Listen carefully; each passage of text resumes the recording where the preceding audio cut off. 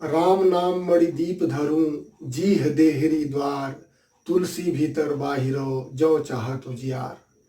इसका अर्थ ये है कि हमको एक ऐसे दीप की आवश्यकता है, राम नाम के एक ऐसे दीप की आवश्यकता है जिसको हम अपने शरीर के देहरी पर रखें और ऐसे जगह पर रखें जहाँ से हमारे शरीर का भीतरी भाग भी उजियार हो जाए और बाहरी भाग भी उजियार हो जाए, और वह जगह है हमारा कंठ।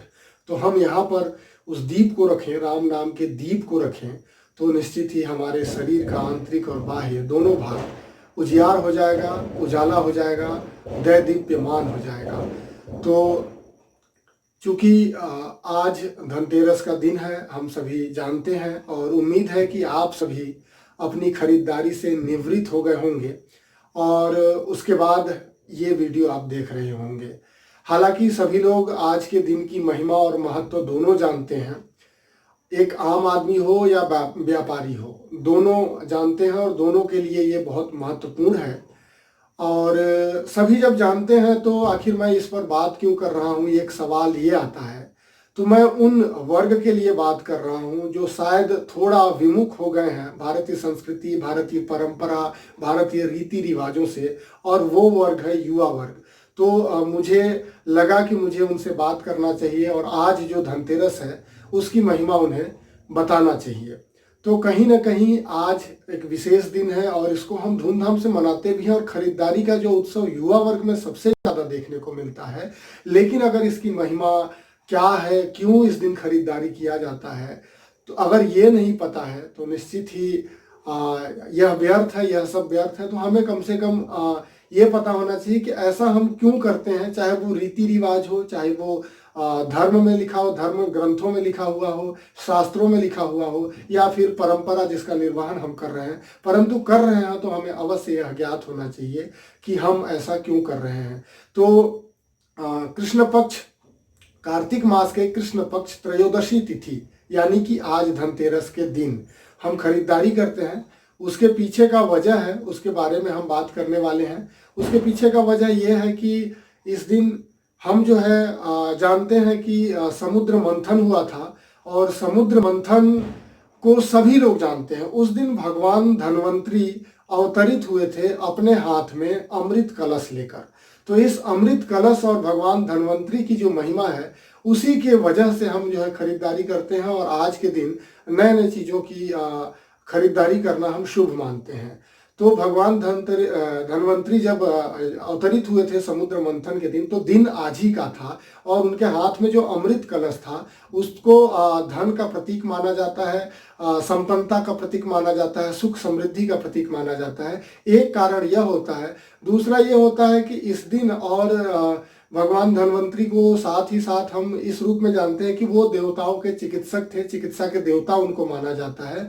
तो इस रूप में भी हम उनको पूजते हैं, और ये हमारे दिमाग में ऐसा रहता है कि सुख और समृद्धि चिकित्सक के माध्यम से ही हमारे शरीर में आती है, और हम हमारे शरीर में आती है तो हम जो है सुख और समृद्धि को इसी रूप में हम मनाना चाहते हैं। और अमृत कलश जो निकला हुआ था तो उससे हम ये मानते हैं। और ये एक प्रथा ये भी है कि चांदी की खरीदारी करते हैं। चांदी की खरीदारी करने के पीछे का कारण ये है कि चांदी को शीतलता का प्रतीक यानी कि चंद्रमा का प्रतीक माना जाता है, और चंद्रमा को शीतलता का प्रतीक माना जाता है। और जिस इंसान के हृदय में, मन मस्तिष्क में, शरीर में शीतलता और सुख समृद्धि आ गई तो उससे बड़ा कुछ भी नहीं होता है। तो इससे बड़ा कोई धन नहीं होता है। हमारे संतोष जो है वो सबसे बड़ा सुख है। हमारे शरीर के अंदर एक शांति आ जाए, उससे बड़ा कोई सुख नहीं है। तो इसलिए हम चांदी की खरीदारी करते हैं, या फिर चांदी के बर्तनों की खरीदारी करते हैं जो चंद्रमा का प्रतीक है, और हमें ऐसा महसूस होता है कि उससे हमको शीतलता मिलती है। एक वजह यह भी है। एक वजह यह भी है कि किंवदंतियों के अनुसार जो है ऐसा माना जाता है, सुना, ये कहीं पर वर्णित नहीं है, लेकिन किंवदंतियों में ऐसा वर्णन मिलता है कि एक समाज के एक राजा हुआ करते थे जिनका नाम हेम था, और उस राजा को कोई संतान नहीं था, परंतु दैव कृपा से, भगवान की कृपा से उनको पुत्र रत्न की प्राप्ति हुई। परंतु ज्योतिषों से जब उन्होंने अपने पुत्र का कुंडली दिखाया, तो कुंडली बनवाया और कुंडली दिखाया, तो उसमें जो बताया गया उससे राजा बहुत दुखी हुए। राजा को यह बताया गया कि आपके पुत्र के कुंडली में ऐसा योग है कि अगर आप इसका विवाह करते हैं, यानी कि राजकुमार का विवाह हो रहा है, होता है, तो उसके 4 दिवस के पश्चात राजकुमार की अकाल मृत्यु हो जाएगी। राजा इसको सुन के बड़े व्यथित हुए, बहुत ही दुखी हुए, और उसके बाद उन्होंने यह निर्णय लिया कि कहीं ना कहीं राजकुमार को एक ऐसे जगह पर भेज दिया जाए जहां पर स्त्री और नारी वर्ग का कोई परछाई ना पड़े। तो उनको एक ऐसे जगह पर भेज दिया गया जहां स्त्री की कोई परछाई उन राजकुमार पर न पड़े। लेकिन विधि का विधान है, ऐसा लिखा हुआ था। राजकुमार जब लंबे समय तक वहां रह रहे थे, अचानक एक राजकुमारी वहां से विचरण करते हुई गुजरी, और दोनों एक दूसरे को जब देखे तो मंत्रमुग्ध हो गए, एक दूसरे की तरफ आकर्षित हो गए, सम्मोहित हो गए, और राजकुमार त्वरित वहां पर उसी राजकुमारी से गंधर्व विवाह कर लिए। और गंधर्व विवाह कर लिए तो जैसा विधि का विधान था, जैसा योग में बताया गया था, जैसा ज्योतिषों ने बताया था, हुआ भी वैसा ही। यमदूत ठीक विवाह के 4 दिन पश्चात राजकुमार को लेने आ गए।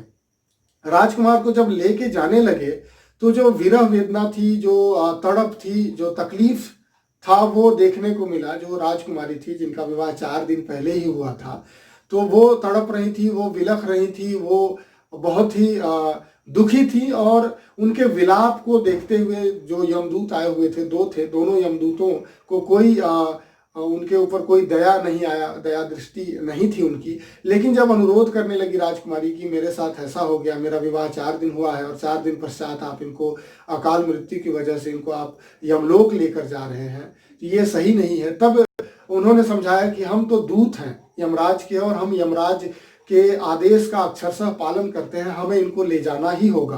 परंतु एक जो दूत था, कहीं ना कहीं राजकुमारी की जो वेदना थी, उनकी जो तड़प थी, उनका जो दुख था, उसको देख के उसका मन विचलित हुआ, और वह यमलोक में जाकर यमराज से यह पूछ बैठता है कि हे प्रभु, कोई ऐसा व्यवस्था नहीं है क्या, कोई ऐसा सिस्टम नहीं है क्या कि अकाल मृत्यु न हो किसी की। तो वहाँ पर उन्होंने बाकी कहानी भी बताई कि ऐसा ऐसा मुझे देखने को मिला, और उससे मैं प्रभावित हो गया, मुझे बहुत दुखी हुआ, मेरा मन बहुत व्यथित हो गया। तब मुझे इस तरह से आपसे सवाल करने की इच्छा हुई, तब मैं यह सवाल कर रहा हूँ। तब यमराज ने कहा कि ऐसा कोई व्यवस्था तो नहीं है, लेकिन एक उपाय है जिसको मैं सुझा रहा हूँ। अगर कोई व्यक्ति ऐसा करता है तो उसको उसके उसके जीवन से अकाल मृत्यु टल जाएगी। उन्होंने बताया कि कार्तिक मास के त्रयोदशा तिथि, यानी कि कृष्ण पक्ष के त्रयोदशा तिथि, यानी कि 13वें दिन, यानी कि आज, यानी कि धनतेरस के दिन, अगर कोई व्यक्ति दक्षिण दिशा की तरफ मुख करके दीप प्रज्वलित करेगा मुझे स्मरण करते हुए, तो उसकी अकाल मृत्यु टल जाएगी। तो ये कहा था यमराज ने अपने यमदूतों से। तब से ये किंवदंती में है, हालांकि तब से ये प्रथा भी है कि दक्षिण दिशा की तरफ मुख करके हम आज दीप प्रज्वलित करते हैं, और ये देखने को मिलता है। लेकिन बहुत जगहों से, बहुत लोगों से मैंने बात की और जानने का प्रयास किया, लेकिन बहुत सारे लोगों ने ये नहीं बता पाया कि आज के दिन हम दीप प्रज्वलित क्यों करते हैं। दीपावली के दिन दीप प्रज्वलित करने का कारण सभी के पास था, परंतु आज ऐसा क्यों करते हैं, धनतेरस के दिन ऐसा क्यों करते हैं, ये उन्हें नहीं पता था। तो ये कुछ कारण है जिनके कारण जो है, जिसके कारण हम जो है धनतेरस मनाते हैं। चांदी की खरीदारी का वजह हमें पता चल गया, खरीदारी हम क्यों करते हैं ये पता चल गया, क्योंकि अमृत कलश लेकर प्रकट हुए थे और धन धान्य से संपूर्ण करने वाला आज का दिन इन्हीं कुछ वजहों से है। हालांकि ये सब चीज़ें मैं कोई ज्ञानी नहीं हूँ, ये सब चीज़ें मुझे अध्ययन के दौरान पता चली। तो मुझे लगा कि मुझे युवा वर्ग को ये जरूर बताना चाहिए कि इस तरह की प्रथा है, इस तरह की परंपराएं हैं, और इस तरह का इन परंपराओं के पीछे की जो वजह है वो क्या है, और आप इससे रूबरू हों, कम से कम आपको ये जानकारी होना चाहिए। इसलिए मैं आप सबों के समक्ष ये बात रख रहा हूँ। उम्मीद है आपकी जो धनतेरस है वो बहुत सुखमय और संपन्नता पूर्वक आज आप व्यतीत करेंगे। साथ ही साथ आने वाला जो पर्व है दीपावली, सबसे बड़ा पर्व, हिंदू धर्म का सबसे बड़ा पर्व, उसको भी आप सुख समृद्धि के साथ बिताएंगे। भाई दूज आने वाला है, उसको भी आप सब सुख समृद्धि से बिताएंगे। आशा उम्मीद विश्वास करता हूँ, और ऊपर वाले से सबके लिए ये प्रार्थना करता हूँ कि आप सब खुशी से रहें, सब कुछ बढ़िया रहे। आने वाले छठ पर्व की आप सभी को भी उसकी भी आप सभी को बहुत बहुत बधाई। जितने भी त्यौहार आने वाले हैं, और सर्वधर्म को मानने वाला व्यक्तित्व हूँ मैं, मुझे कोई किसी एक धर्म से कोई ज़्यादा लगाव नहीं है।